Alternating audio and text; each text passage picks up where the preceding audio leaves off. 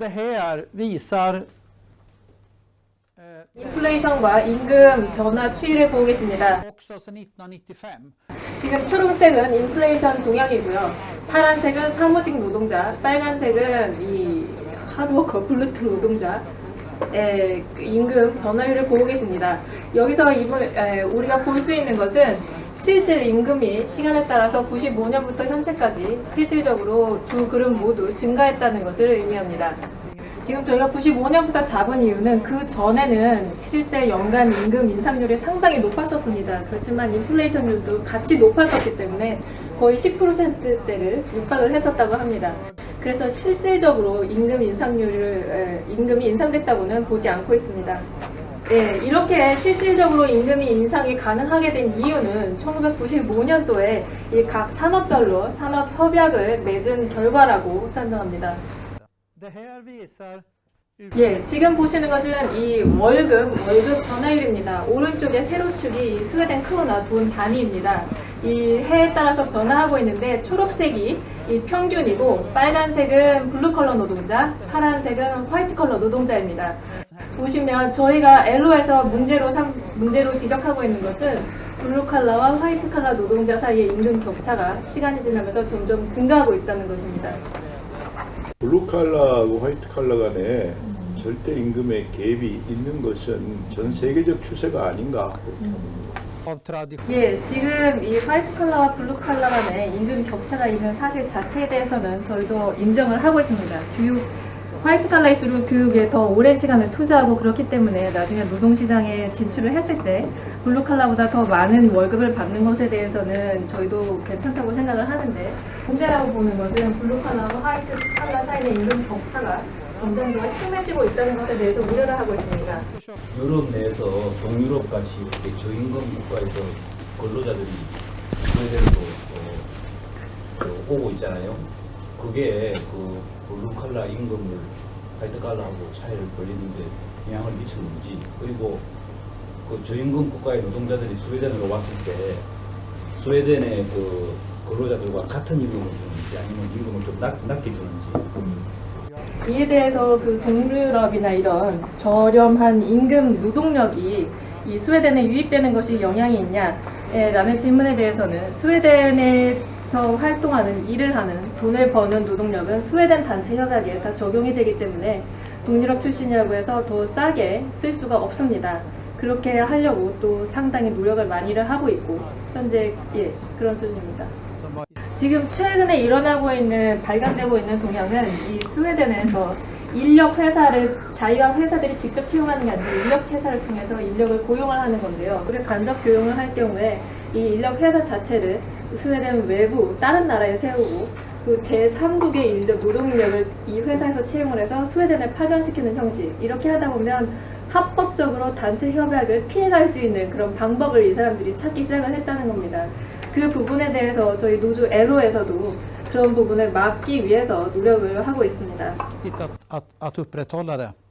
Ja, så har man sett att 노조 가입률을 보겠습니다. 전통적으로 스웨덴의 노조 가입률은 높습니다. 한때는 90%까지 달했었고요. 이 화이트 칼라보다는 블루 칼라가 훨씬 더 높은 노조 가입률을 전통적으로 보이고 있습니다. 이 2006년도에 현재 보수 연정이 집권하고 나서 약 3.5% 정도 가입률이 하락을 하게 됐는데 주된 원인은 이 보수 연정 집권 이후에 실업보험을 가입한 사람들에 대해서 월별 그 보험료를 인상을 했습니다. 그리고 그걸 또 차등화시켜서 실업률이 높은 직종일수록 더 많은 보험료를 내게끔 이런 식으로 만들어서 이거에 부담을 가지고 불만을 가진 이 사람들이 노조에서 탈퇴를 하는 그러한 경향을 보였습니다. 근데 2006년도에 노조 가입률이 떨어진 부분이 떨어졌다는 건 노총 입장에서는 떨어진 건데 실제로 일터로 나오는 사람들은 훨씬 많아진 거예요. 일터에 나와서 일하는 게 훨씬 돈 많이 버니까 노조 가입률은 떨어졌지만 일터로 나오는 사람은 나이가 좀 있는 것 같아요. 훨씬 많아진 것 같아요. 노총 입장에서는 가입률만 보이겠지만 말씀하시는 부분이 정확하게 맞습니다. 이 실제로 노동 시장에 참여하는 사람 수는 증가를 했는데 이러한 이유 때문에 노조에 가입한 사람들의 율은 떨어졌기 때문에 상대적으로 노동자 수가 증가한 가운데서 떨어졌으니까 더 이 노조 가입률이 퍼센테이지를 보면 더 많이 떨어진 건데요. 국가적으로 보면 노동자가 증가했다는 것, 노동시장에 더 많은 사람이 참여했다는 것이 국가적 차원에서는 더 좋은 부분이고요. 이렇게 참여한 노동자들이 노조에 가입을 해야 자신들의 이익과 권리를 이 단체 협약을 통해서 주장을 하는데 또 힘을 실어줄 수 있기 때문에 그래서 저희는 더 많은 사람들이 노조에 가입을 할 수 있도록 권유를 하고 있습니다. 국가 안에서 이 최저임금을 법이나 규정으로 적용하지 않고 노사 간의 협약에 의해서 이 임금 수준을 결정을 하고 그것이 제대로 이루어지고 운영이 되는 나라가 딱 두 나라입니다. 스웨덴과 덴마크입니다. 다른 나라들은 국가에서 개입을 하고 조정을 하는데요. 그렇기 때문에 이 노동자의 대표로서 엘로가 영향력을 갖추기 위해서는 가능한 한 많은 수의 노조원을 확보를 하는 게 저희로서는 중요한 임무입니다. 지금 앞서서 보여드린 두 개의 사진은 화이트 칼라와 블루 칼라 이렇게 나눠지는 경향이 가능했습니다만 저희가 집중적으로 추구하고 있는 중점 분야 중에 또 하나는 여성 남성 성별 임금 수준을 격차를 줄이는 것을 위해 노력을 하고 있습니다. 여기 지금 도표를 보시면 사막계에서 이 가운데 100 여기를 평균 임금 수준으로 했을 때 직종 분야별로 여성과 남성의 임금 비율을 보고 있습니다. 이 여성이 많이 근무하는 오른쪽 아래 부분입니다. 호텔, 학교, 유치원 등 지자체 여성이 많이 근무하는 직종의 수요 임금이 낮은 것을 보실 수 있습니다. 저희 엘로에서 주력적으로 노력하고 있는 주제 중에 하나입니다. 지금 저희가 최근에 마무리가 된 이 1년간 매년 하는 것 외에 3년간 하는 단체 협약이 있습니다. 그 단체 협약의 결과 올해 만들어진 결과인데요. 25,000크로나 이상 받는 사람들은 3년 동안 총 6.8%의 임금을 인상시키기로 합의를 받고 25,000크로나 미만인 사람들은 3년 동안 1,700크로나 이거를 임금 대비로 하면 6.8%보다 높은 수준이 되는 거죠. 1,700크로나를 인상하기로 합의를 했습니다.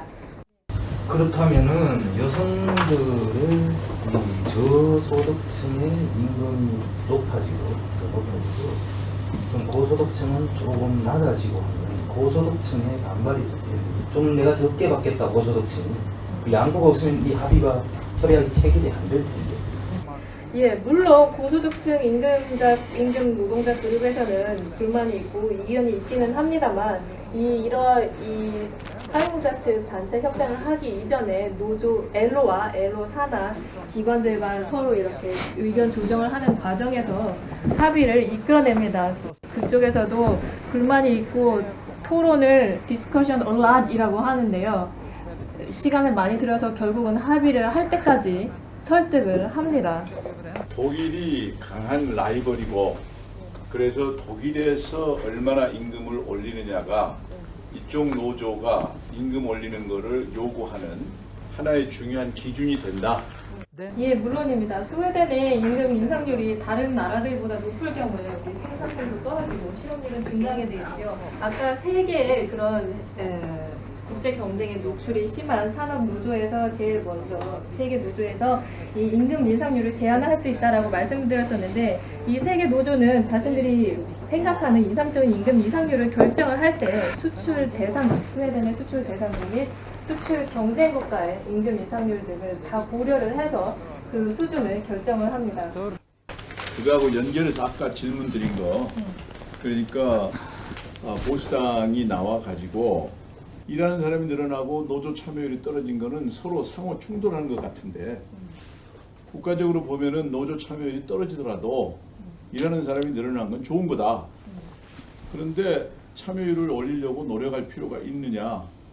이 질문에 대해서 청년 실업률 가지고 예를 들어서 한번 설명을 해보겠습니다. 지금 스웨덴의 청년 실업률이 상당히 높은 수준입니다. 15세에서 25세까지는 25%이고요. 30세까지 포함을 하면 심각한 수준입니다. 특히 이 사람들이 장기 실업이거나 또는 비정규직, 시간제로 근무하는 사람들이 집중적으로 많은 연령층인데요. 이 노조 측에서는 이 실업률을 해결하라고 요구를 한다거나 실업자에 대해서 보상을 해달라고 요구만 하는 것이 아니고 실질적으로 이 사람들이 노동시장에 진입을 해야 하도록 유도를 해야 된다는 필요성의 판단 하에 정부와 2011년 12월부터 협상을 시작을 했습니다. 1년 반에 거친 협상 끝에 이번에 최종 결정이 났는데요. 2014년 1월 1일부터 이 장기 청년 실업자를 채용하는 경우에 기존 그 단체 협상 임금보다 75%의 임금으로, 그러니까 비정규직으로 저렴한 인력으로 청년들을 일하게끔 노조에서 억셉트를 한 겁니다. 그렇게 해서 이 사람을 고용하는 비용이 2만 크로나가 든다면 이런 케이스로 고용할 때에는 9천 크로나면 고용을 할 수 있게끔, 고용주 쪽에서는 부담이, 그런 식으로 저희는 이 실질적으로 큰 이익을 위해서 더 노동자가 많이 노동시장에 들어와야 우리도 회원을 얻을 수 있고 우리한테도 도움이 되는 거기 때문에 이런 식으로 양보를 할 때도 있습니다. 또한 이러한 특별하게 저렴하게 채용하는 것이 EU 규정에 위반되지 않는지를 점검하기 위해서 정부 측에서 EU와 협상을 했고, 이 앞으로 5년 안에는 이러한 사업을 추진을 해도 괜찮다라는 허락을 받았다고 합니다. 그러니까 결국은 노조가 노동자 이익을 대변하지만 국가 이익이 우선이다 하는 느낌을 받는다. 예, 지금 저희의 목소리가 존중받고 협상이 가능하기 위해서는 그냥 앉아서 투정만 부려서는 안 되겠지요. 뭐가 필요한 것인지 문제를 같이 고민을 해야 될 필요가 있습니다. 또한 저희 회원들의 아이들이 지금 다 실업인 거기 때문에 이 아이들이 자라서 일을 해서 우리의 또 회원이 될 수 있는 자산이기 때문에 이런 중요하다고 생각합니다. 지금 정부가, 이 보수연합 정부가 저희의 제일 페이보릿 정부는 하나입니다. 이 내년에 총선이 있는데 그때 정권이 교체되기를 희망을 하고 있습니다만, 이러한 노력은 정부, 국가뿐만 아니고 저희가 사용자 연합과 협상을 할 때에도 마찬가지입니다. 항상 뭐 복싱만 하는 건 아니고 같이 춤을 출 때도 있습니다. Dancing and boxing. 지금 실업수당이 소득 대체율이 상당히 낮습니다. 청소년 실업 같은 경우에는 과거 일한 경험이 없기 때문에 이 사회보조금이 상당히 또 낮아서 차라리 일을 더 하려고 하는 경향이 있고요. 임금은 75%이지만 나머지 25%는 실업교육, 직업교육, 교육으로 대체를 받습니다. 그렇기 때문에 본인에게 플러스가 되는 부분이 있다고 판단을 하고 있고, 또 이런 것들이 사회생활 경험을 쌓을 수 있는 그런 기회가 되기 때문에 이 다음 직장을 구할 때 도움이 된다고 판단을 해서 청년들 사이에 이런 일자리를 하려는 그런 의지가 높습니다. 아까 임금은 75%면 25%의 돈은 직업교육으로 간다고 했는데 그 25% 어디에서 돈이 나옵니까? 지금 교육의 종류, 직업교육, 언어교육, 다양한 분야의 교육이 될 수가 있습니다. 스웨덴어 교육, 외국인이면 스웨덴어 교육이 될 수가 있고요. 그런 교육의 종류에 따라서 지불하는 주체가 달라집니다. 국가, 사용자, 그리고 노조 측 세 군데 모두 종류에 따라서 책임을 질 수가 있습니다. 또한 아까 말씀 빼먹은 부분이 있는데요. 이러한 청소년들을 75%로 고용을 할 때에는 그 직장 내에 65세 정도, 60세 되는 고령 노동자 중에 한 명을 멘토로 이렇게 지정을 합니다. 짝을 지어줍니다. 그렇게 해서 이 청년이 사회생활하는 경험을 전수를 하게끔 해주고 직장 내 이 세대 교체가 자연스럽게 이루어질 수 있도록 유도하는 역할을 합니다. 또 노인들의 노동시장 활동, 참여 활성화에도 기여를 하고 있고요. 아까 질문하신 것 관련해서 스웨덴 청년 실업의 특징을 조금 말씀드리겠습니다. 스웨덴에서는 초등학교 학생 중에 10%가 자퇴합니다. 그리고 고등학교 학생 중에 10%가 고졸 학력을 갖지 못하고 자퇴합니다. 이런 저학력 청년 실업이 가장 큰 문제가 되고 있는데요. 그래서 그렇기 때문에 이러한 저렴한 임금으로 단순 노동을 했을 때 이 청년 실업자들이 이거를 받아들이는 게 더 잘 받아들이고요. 또한 25%를 교육에 투자를 한 이유는 최소한 고졸 이상의 학력을 이 사람들에게 제공을 해주기 위해서 이러한 25%는 교육적으로 잡아놓은 것입니다. 32년 이후 3인당이 집권을 하는 동안에 이 엘로 노조 전국 노조에서는 항상 이 각종 교육정책, 보육정책, 사회복지, 노동정책에 있어서 정부에 상당한 영향력을 미쳐왔습니다. 그렇기 때문에 또 저희가 큰 목소리를 얻을 수 있었기요. 물론 집권 정부의 정치적 성향에 상관없이 저희는 항상 저희 노조원들의 그러한 이익을 보장을 하고 사용자와 협의를 이끌어내기 위해서 최선을 다하고 있습니다. 여기 스웨덴에 와서 한 가지 인상적인 것은 에릭슨을 운영하는 발렌베리 가문이 사회 전체적으로 존경을 받고 있다. 이게 참 인상적인데 노조를 이끄는 간부 중에 한 사람으로서 이런 현상을 어떻게 우리가 이해해야 되는지 대체적으로 대기업 또는 그 굉장한 재벌 기업 여기에 대해서는 반감이 좀 있는 것이 일반적인데 여긴 kırıkçı 않다. 이런 사회 문화에 대해서 어떻게 지금 생각하고 계신 건지.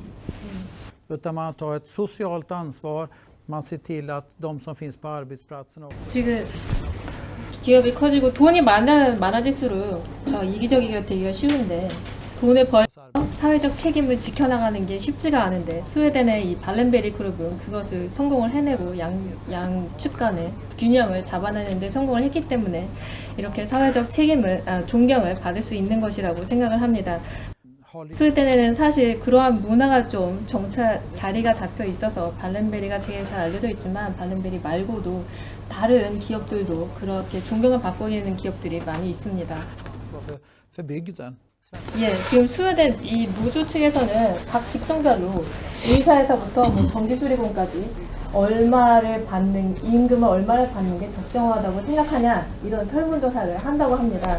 그래서 보면 직종별로 임금 격차가 있는 것은 당연하다고 억셉트하지만 그 상식의 선을 뛰어나서 너무 돈을 많이 버는 거에 대해서는 억셉트를 하지 않고 되게 심한 반감을 가지는 성향이 이 스웨덴 안에 있습니다. 그러한 문화를 이 기업 측에서도 잘 알고 있기 때문에 버는 만큼 또 사회적으로 환원을 하기 위해서 노력을 많이 하고 있습니다. Det är helt okej, men det finns någon gräns för det där.